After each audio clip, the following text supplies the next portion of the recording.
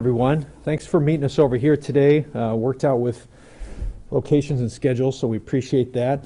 I want to start today by acknowledging the obvious. Our COVID cases in the state are growing at an unacceptable rate, and this in turn is putting a tremendous strain on our healthcare systems, and you'll hear from them here in a minute. And it's not just on the beds and the staff availability, but also just on the well-being of those frontline workers. Very, very hard right now. Very taxing work, mentally heavy work.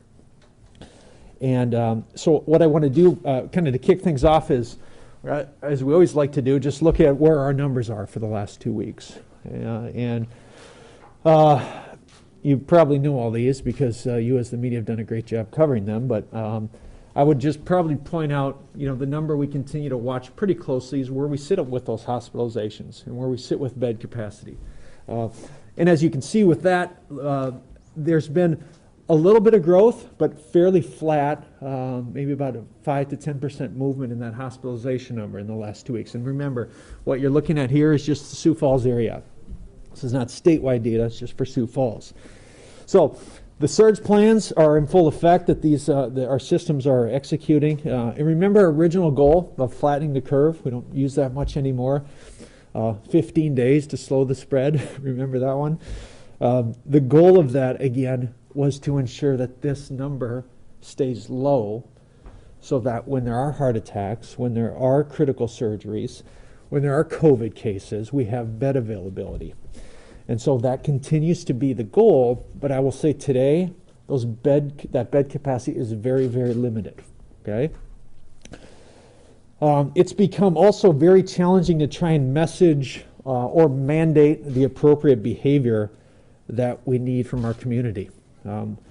Messaging and mandates both have pros and cons and flaws and benefits. But we're going to keep trying. And it's no surprise to anyone here in the room that my preference has always been messaging over mandates. There's not one activity, there's not one business type, there's not one sort of gathering that's more or less immune to the spread right now. And I share that because while many want to just focus right now on the topic of masks in public places, it's important to remember that sleepovers, social gatherings, break room lunches, dinner parties, these are all areas where COVID doesn't just take a break. And so while public spaces are going to be important, it's the totality of that behavior change that is really, really critical right now and that we need our community to focus on. So the vaccine news, which you're going to hear about, obviously is promising, but that is not imminent. That vaccine process is going to take time, and we need to see some behavior change now. So what can we do? Okay, what can we do right now, given the numbers where we're at across the state and across the region? You all know our state has taken a personal responsibility approach, and that's still going to be very key. We're not going to be able to mandate our way out of personal responsibility. That's still going to be very, very important. We have a couple council actions that you're going to be seeing tonight at the city council meeting. One is a resolution, okay? A resolution called the One Sioux Falls COVID Action Plan. It's going to be a 30-day plan with the opportunity to extend that. But really the goal of that is to start to shift the dialogue away from just one single mitigation measure and look at what are all the things that we need to adopt as a community. Masks will be addressed in that. Hand hygiene will be addressed in that. Physical distancing will be addressed in that. But some other things we're not talking about near enough will be addressed in that. One of those is the need for people to monitor their physical and emotional health right now. There is a mental fragility in our community right now like I've never seen. And there is a tension and an anger and an emotional kind of wave that's really impacting people, and they're seeing it in the healthcare systems as well. We also need businesses for the next 30 days to really encourage remote work environments for their employees. A lot of businesses kind of came back. The city of Sioux Falls, a lot of our remote employees came back. We're encouraging our directors, our leadership, to allow for remote work environments whenever possible right now. because we need to have those kind of isolated work environments during this time. We're also going to be asking patrons, you as community members, to patronize businesses that are joining what's called the Safer Sioux Falls Pledge, and Jeff Griffin's going to talk about that here in 1 minute. You know, I have said from the start, people always ask me, who are you listening to? Who's your counsel? Who are you taking guidance from? And I take guidance from our state medical leaders, okay? It's places like the Medical Association, that's the CMOs, frontline healthcare workers. I don't put as much stock in the national talking heads that we've all got to know around this. I want to know what's happening on the local level.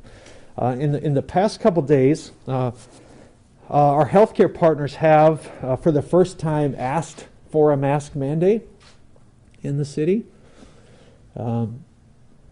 That's new for the first time.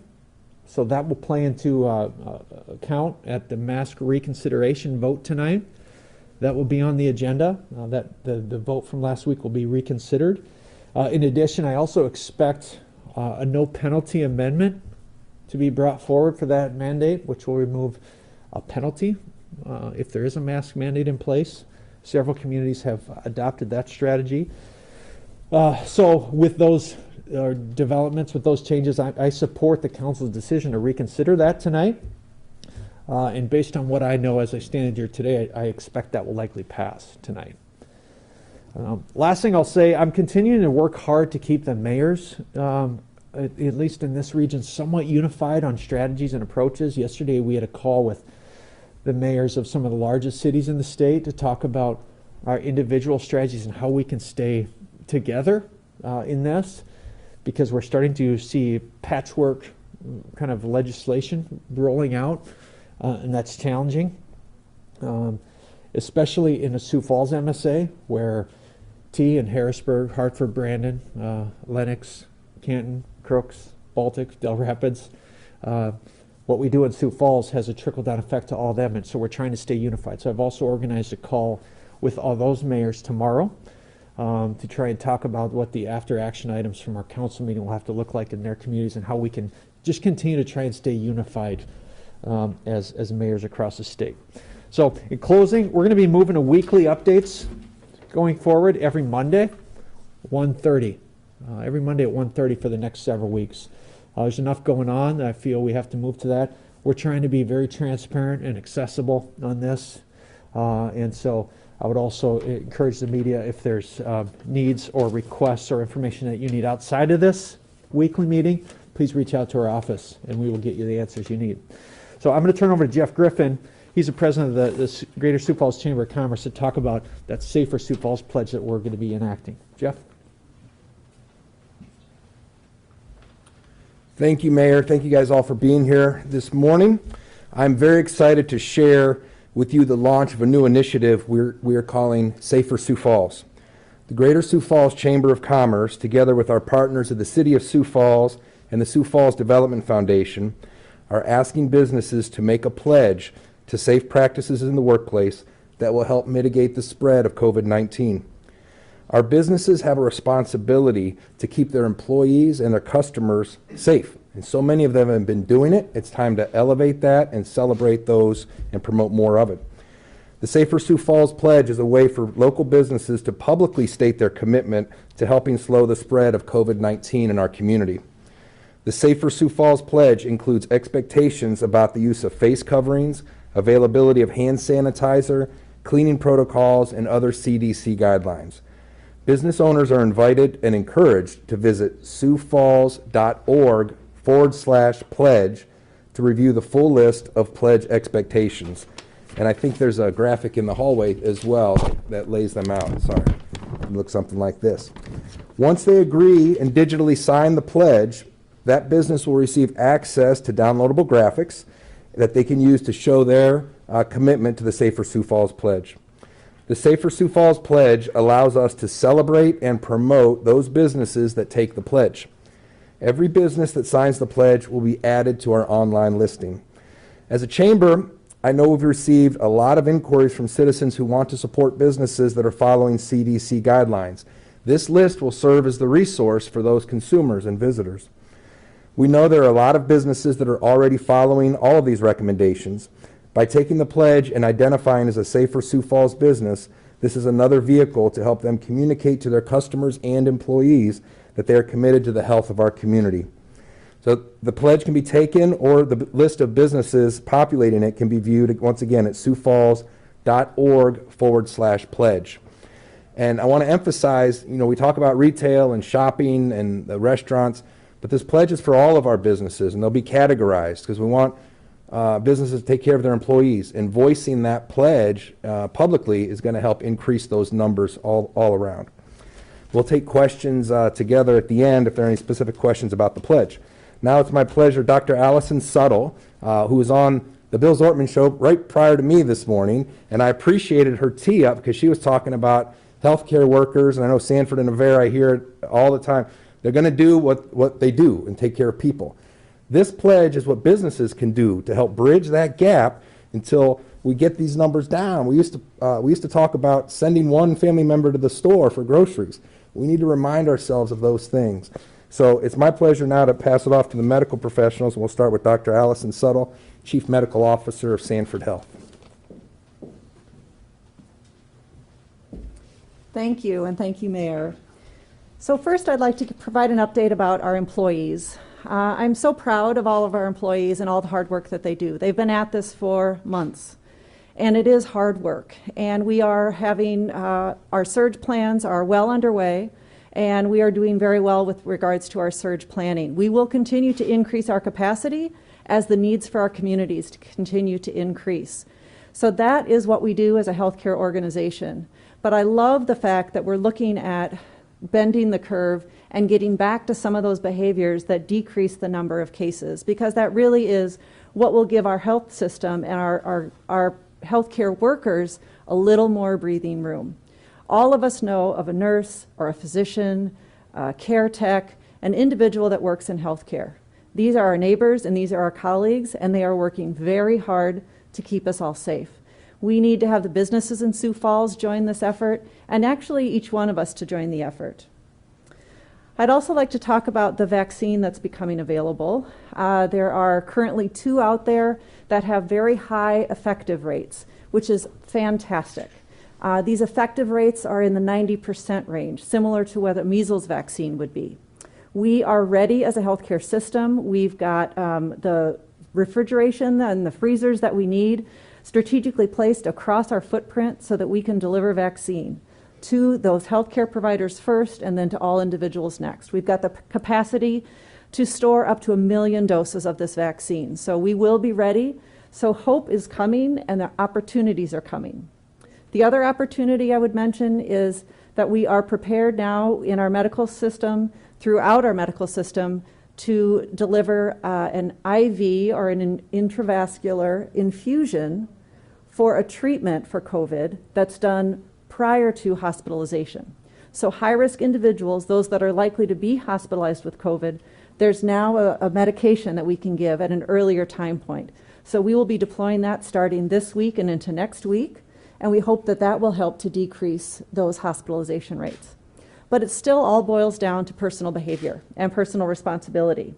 So the last thing I'll talk about is really the upcoming holidays and what I hope we can all pledge to do as communities for those upcoming holidays. Large groups of people getting together for long periods of time in indoor spaces is a great way to spread the virus. This virus spreads without any symptoms. So although majority of people won't have severe illness, the more we spread the virus, the more likely we are to reach those individuals that are vulnerable and that may become very ill. So we need to all consider what our Thanksgiving and Christmas plans will look like this year. This is the one year to say we're not going to get together in a big group. I would urge all of us to consider just getting together with those immediate family members. Get creative. Maybe everyone cooks a dish and we transport dishes around so everyone can eat a big meal but not be together all day. Really seriously consider this is the one year where you can always go back and talk about the 1 year where we had a Zoom Thanksgiving, or the 1 year where we couldn't get together, and how did we do it? It will make a big difference in the numbers of cases that we have across the state of South Dakota, and it will really help when we see flu coming in January and February. So with that, I will say, let's each make a pledge, just as our businesses are considering. Maybe we each personally make a pledge for the next 30 days. What can I go back to? Can I go back to only going to the grocery store once a week? What if I were to get groceries for my neighbors so they didn't also have to go out? What are the small things that you could do, not getting together in large crowds, just for the next 30 days, to bend that curve, to decrease the number of cases in our communities, so that we can get through this fall and winter months, because we know a vaccine is coming, other treatments are coming, things are going to turn for the better, but we just need to get through the next few months. Thank you. Dr. Basil?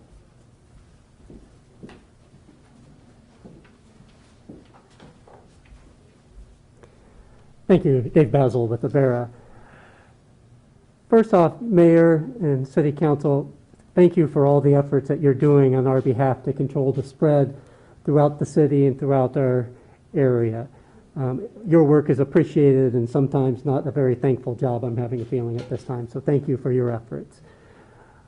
As we look back over the last several months, through the summer, Avera, we saw a pretty steady, constant, kind of medium level of hospitalizations in regard to COVID. Then August hit, and our number of hospitalizations doubled during the month of August. It doubled yet again in September, doubled a third time in October, and continues to increase pretty rapidly during November. We have gone now to a point where we are pretty much all of Avera's hospitals are running at or over capacity for the last several weeks. For example, I looked at our dashboard yesterday, and across our 37 hospitals, we had 11 open ICU beds, which generally every hospital tries to keep at least one code bed open so that when somebody really deteriorates, that we have some place to take them, and we don't even have that at all of our hospitals today. Despite taking, our surge plans are in full effect right now. We've more than doubled the number of ICU beds that we have available at Avera McKinnon here in Sioux Falls. We're even going so far as to put 2 patients in one room in some ICU rooms that are big enough to accommodate that. Ventilators are starting to get a little bit shorter supply than they used to be. We've got some more on order that we hope we can get through the next week, so that those will be coming in next week. We are really at historical levels. Pretty much across all of our hospitals are as high of a level as they've been at any point in the last 25 years. Additionally, we're doing things like we're deferring whatever surgeries can be safely done so to free up those beds to take care of COVID patients.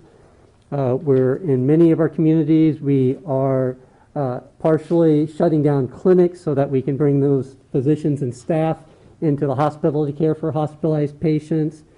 We also are doing a lot. Avera has always been very big in telemedicine, so we're monitoring over 1,000 patients right now with COVID at home through a variation of in-person and remote home monitoring, including 160 patients that are on home oxygen right now that we're being able to safely keep out of the hospital with COVID to free up those beds for sicker patients.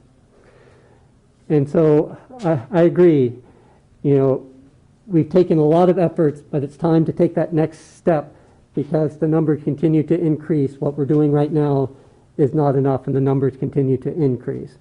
So I agree with Dr. Suttle. It's back to basics, thinking about some of those things that we did back in April and May, trying to cut down on the number of trips that you've done, thinking about otherwise as social distancing. Masks. I know the public is tired of hearing about masks, but until we increase the masking that we're doing, we won't be able to get this under control. I agree with the small group gatherings right now over the holidays and stuff.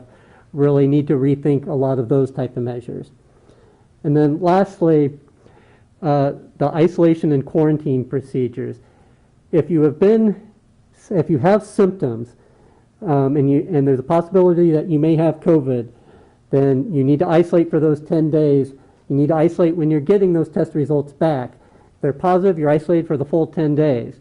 Any close contacts to a positive needs to quarantine for 14 days, because it can take that long for symptoms to occur and us to be able to detect it after you get exposed to that person. So even if you test negative, if you're a close contact, you got to stay quarantined for 14 days. So you actually get to go back to work sooner if you have symptoms than if you're quarantined because you're a close contact. And we've seen that slip a little bit. And early on in that illness, right when you're getting tested and stuff, is generally when you're the most contagious. And so that's when it's most important to stay away from others while you're waiting for that test result to come back. That's really important.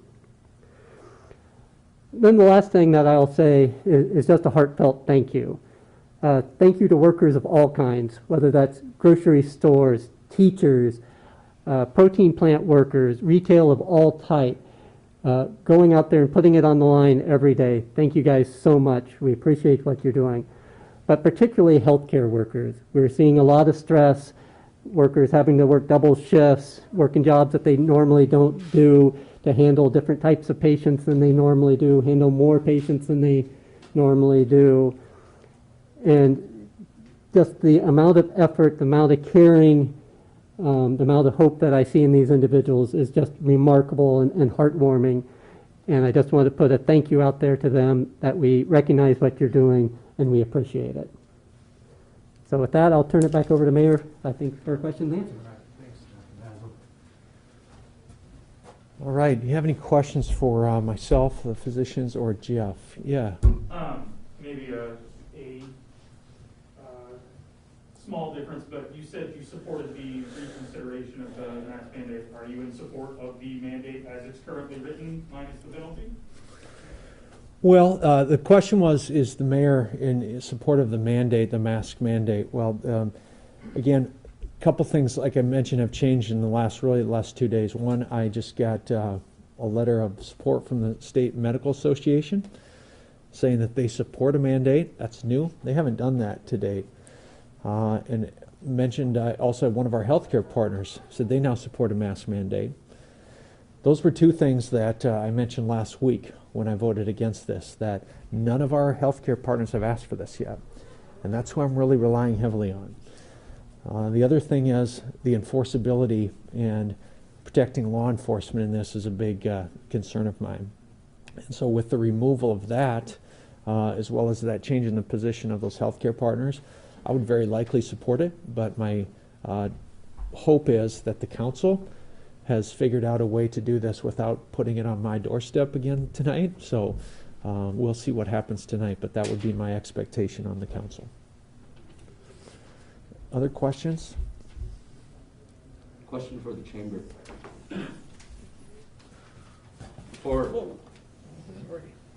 For businesses that sign up for your pledge, are they going to receive extra resources or anything additional to help accommodate that pledge?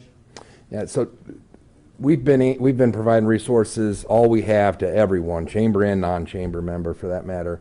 The biggest benefit they're going to get is the consumers that are contacting us, asking where they can go shopping where they feel safe or eating where they feel safe.